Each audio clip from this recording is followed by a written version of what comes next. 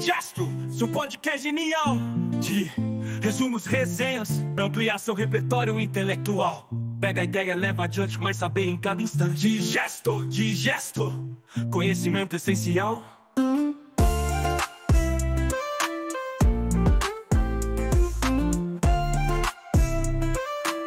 Conhecimento essencial. Seu podcast genial de resumos, resenhas. Olá! Hoje a gente vai mergulhar na história de um objeto que para muita gente é a cara da sala de aula, o quadro negro. A nossa jornada vai desde a simplicidade do giz e da ardósia até chegar nas telas interativas super complexas de hoje em dia. E no caminho, a gente vai descobrir como a biografia dessa ferramenta é, na verdade, um espelho da evolução da própria educação. Olha, essa citação já começa mostrando uma coisa muito interessante que sempre existiu. O quadro negro nunca foi só uma superfície para escrever, sabe? Dependendo de quem segurava o giz, ele se transformava completamente. Ele podia ser um palco para uma interação cheia de vida, um lugar de diálogo, ou o contrário, uma tela silenciosa para o pensamento profundo, para ficar ali sozinho contemplando uma fórmula. É essa dualidade que a gente vai explorar. E isso leva a gente para a grande pergunta que vai guiar toda a nossa conversa. Como é que pode, uma coisa tão simples, basicamente uma placa preta e um pedaço de giz, virou um símbolo universal do aprendizado, um pilar da educação que a gente conhece? Para achar essa resposta, a gente precisa voltar no tempo, antes mesmo do primeiro quadro negro ser pendurado numa parede. Para entender por que o quadro negro se tornou tão importante, a gente precisa primeiro entender a ideia por trás dele. Antes do objeto em si, existia uma necessidade muito básica do ser humano: ter um espaço onde o pensamento pudesse ser colocado, visualizado, dividido com outros e, o mais importante de tudo, revisado. A história não começa com a tecnologia, não. Começa com a função. Pensa, por exemplo, nos matemáticos hindus, que usavam umas bandejas com areia para fazer seus cálculos. Eles podiam escrever, apagar com a mão e fazer de novo. Essa necessidade de um jeito de escrever que não é permanente, que permite errar e corrigir, essa é a verdadeira origem. As primeiras lousas de ardósia, aquelas pequenas, individuais, foram a primeira forma de materializar essa ideia num formato que dava para carregar, permitindo que o pensamento fosse literalmente lapidado. E essa necessidade de uma superfície reutilizável leva a gente naturalmente para o próximo capítulo da nossa história. Como é que essa ideia saiu do uso individual e foi parar no centro da vida em grupo? A gente vai seguir a linha do tempo que levou essa ferramenta a sair de usos isolados e se firmar no coração da sala de aula, mudando para sempre o jeito de ensinar. Essa linha do tempo mostra uns pontos bem importantes. A ideia já estava por aí há séculos, como a gente vê nessa menção lá de 1483. Mas o empurrão mesmo veio da necessidade prática dos professores. Pensa na história da professora Elizabeth Holliday, em 1886, que na falta de material foi lá e improvisou o próprio quadro com o oleado preto. Isso mostra o quanto a ferramenta já era vista como essencial. Agora, a virada de chave comercial aconteceu quando a Beanie Smith, a mesma que depois criou os gizes de cera Crayola, começou a produzir lápis de ardósia em massa, lá em 1900. A partir daí, durante o século XX, o quadro negro se espalhou e virou o padrão, a peça central das salas de aula no mundo todo. E com o quadro negro se tornando esse padrão universal, a gente entra na era de ouro dele. Uma era em que o uso massivo não só acompanhou, mas também fortaleceu e deu forma ao jeito de ensinar que dominava a época. O ensino tradicional, totalmente focado na figura do professor. Esse modelo deixa bem claro o papel do quadro. No ensino tradicional, o professor é quem tem o conhecimento e ele passa isso adiante. A informação vai numa única direção. Nesse cenário, o quadro negro se torna o palco principal dessa performance. É curioso pensar em como a própria organização da sala de aula, com todo mundo virado para frente, olhando para o professor e para o quadro dele, é a arquitetura que reforça esse modelo de ensino.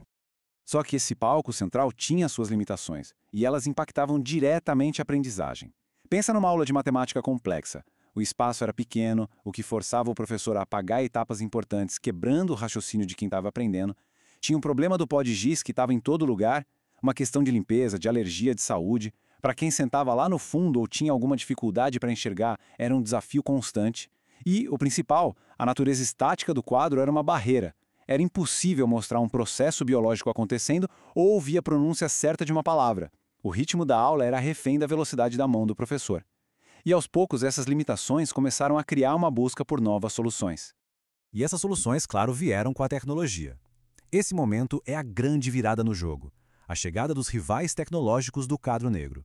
Cada invenção nova tentava resolver uma das limitações do modelo antigo, começando uma verdadeira revolução no jeito de apresentar o conteúdo e, claro, na dinâmica da sala de aula. Vamos ver como essa evolução aconteceu. Primeiro vieram os retroprojetores, que resolveram o problema do ritmo e do espaço. O professor podia preparar tudo antes, nas transparências.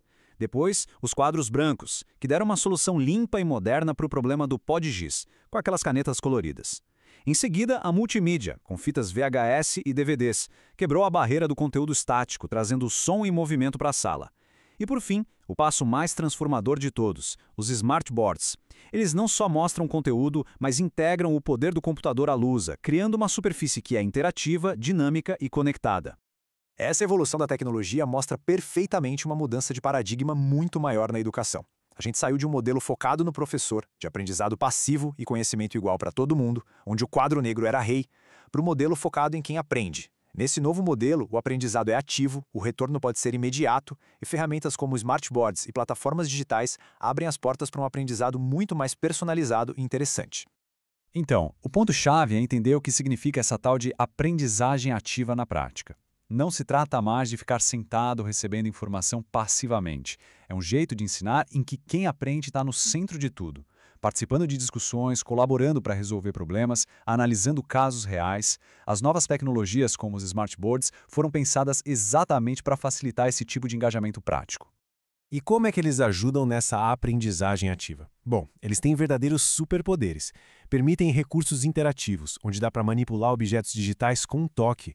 Incentivam a colaboração em tempo real, com várias pessoas interagindo na mesma tela.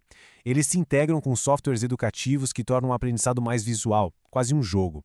O uso de vídeos e áudios fica muito mais fácil e rico. E, talvez o mais importante, com a conexão com a nuvem, o aprendizado não fica mais preso na sala de aula. Ele pode ser salvo e acessado de qualquer lugar.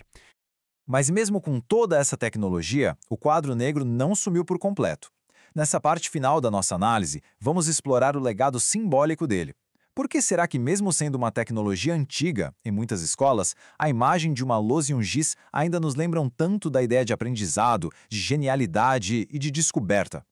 O quadro negro achou um nicho onde ele ainda é o rei, nos campos em que o processo de pensar é ele mesmo o espetáculo.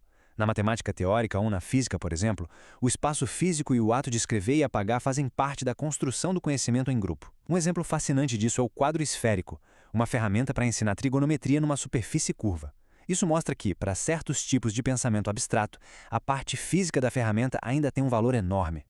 A ideia final, então, é que o conceito essencial do quadro negro não morreu. Ele simplesmente se transformou, trocou de roupa. A função principal de ter um espaço visual compartilhado para construir conhecimento junto foi absorvida e melhorada pelas ferramentas digitais. Aquele quadro branco de um aplicativo de reunião, a tela compartilhada de um software, todos eles são descendentes diretos daquela simples placa preta. E a gente termina com uma provocação para o futuro. Numa era de telas infinitas e informação ilimitada, será que a limitação de um quadro físico, o espaço dele que acaba, que nos força a resumir, e o ato manual de escrever que conecta o corpo e a mente, ainda tem algo valioso para nos ensinar? É uma reflexão importante sobre como as ferramentas que a gente usa, as antigas e as novas, moldam não só o que a gente aprende, mas no fundo como a gente pensa. Gesto, seu podcast genial de resumos, resenhas pra ampliar seu repertório intelectual. Pega a ideia, leva adiante, mas saber em cada instante. De gesto, conhecimento essencial.